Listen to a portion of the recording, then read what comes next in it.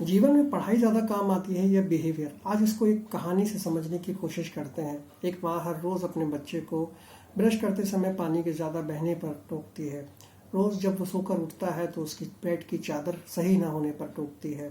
और जब कभी कभी बिजली के ज़्यादा खर्च हो जाने पर जिस कमरे में कोई नहीं बैठा वहाँ पर अगर बिजली जल रही है तो उसे बंद करने के लिए बार बार टोकती है। और ये टोका टोकी बच्चों को अक्सर पसंद नहीं आती। बच्चे अपनी माँ से बुरी तरह परेशान हो जाते हैं और वो ये सोचने लगते हैं कि कब उनको कहीं बाहर से कॉल आए, उनकी नौकरी लगे और वो अपने घर से कहीं दूर चले जाएं ताकि वो माँ की टोका टाकी से बच सकें।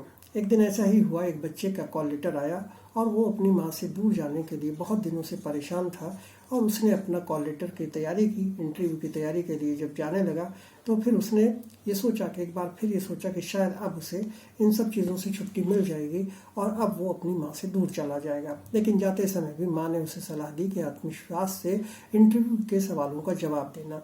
बच्चा अपनी पूरी तैयारी के साथ जब इंटरव्यू देने के लिए जाता है तो जहाँ पर इंटरव्यू हो रहा होता है उसके गेट पर पहुँचता है, वहाँ कोई गार्ड नहीं था। तो उसने देखा कि गेट खुला हुआ है तो वो उस गेट को बंद करके अंदर की तरफ बढ़ा। जैसे ही थोड़ा आगे बढ़ा तो वहाँ पर एक पानी की टंकी से बहुत ज़्यादा पानी जो था वो पाइप से बह रहा था। उसने वो पानी का जो पाइप था वो उठाकर उन पेड़ों की तरफ कर दिया जहाँ सूखे सूखे पेड़ थे।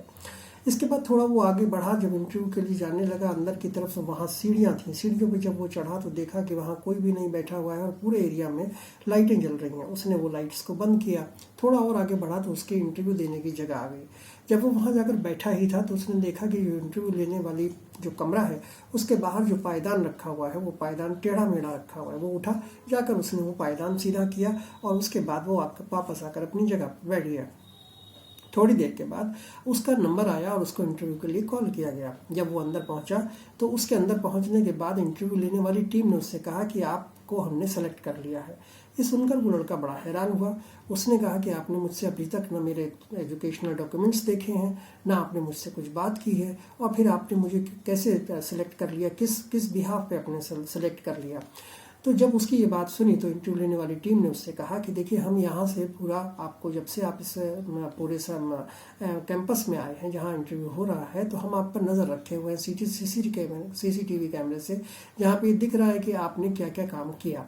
और अब हम ये सोचते हैं कि एक लड़का जो इतना अच्छा बिहेवियर वाला हो सकता है, जिसकी एजुकेशन, तो उसकी एजुकेशन ऑटोमेटिकली अच्छी होगी क्योंकि उसने इतनी सारी चीज़ें जब सीखी हैं तो उसकी एजुकेशन पे अब ध्यान देने की ज़रूरत नहीं। जो समाज में जहाँ भी वो काम करने नहीं आया है उस कंपनी के लिए वो इतना सोच रहा है कि उसके पाइप को ठीक करता है, लाइट बंद कर देता है, उसके पायदान को ठीक कर देता है।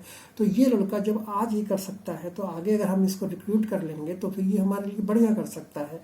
इसका मतलब ये हुआ कि इस कहानी से हमें शिक्षा मिलती है कि अगर कितना भी आप जो है बिहेवियर से लड़ेंगे, बिहेवियर आपके लिए बहुत ज़्यादा ज़रूरी होता है। एजुकेशन अपनी जगह पर है, एजुकेशन के दम पर आप कुछ भी पा सकते हैं, लेकिन अगर आपका बिहेवियर अच्छा है, आपकी बोलचाल अच्छी है, आपके पास अच्छे से काम करने का तरीका आता है, तो फिर कोई भी आप पसंद करेगा। और यही एक इस कहानी की सीख है कि अगर आपकी ज़ुबान अच्छी है, आपका व्यवहार अच्छा है, तो फिर आपकी एजुकेशन शो करती है कि आप कितने एजुकेटेड हैं। माँ बाप से चिढ़ना बंद करें। इस कहानी का जो मोटिव है वो ये है कि माँ बाप अगर आपको कोई बात बता रहे हैं तो उनसे चिढ़े ना, बल्कि माँ बाप की डांट को सहें और उसमें सीखने की कोशिश करें कि वो क्या आपको शिक्षा देना चाह रहे हैं। क्योंकि वो कैसे आप एक ऐसे पत्थर हैं जिसको तराश कर एक अच्छी मूर्ति, भगवान की मूर्ति बनाना चाहते हैं। हर उस बच्चे के लिए ये कहानी वहाँ तक पहुँचा दिए जो इस तरह के बच्चों, इस तरह के पेरेंट्स से, इस तरह के बच्चे हैं जो पेरेंट्स की डांट से दूर भागते हैं। आपको ये कहानी कैसी लगी, मुझे अपनी राय ज़रूर दीजिएगा और मेरे चैनल को सब्सक्राइब कर दीजिएगा, बेल आइकन को प्रेस कर दीजिएगा।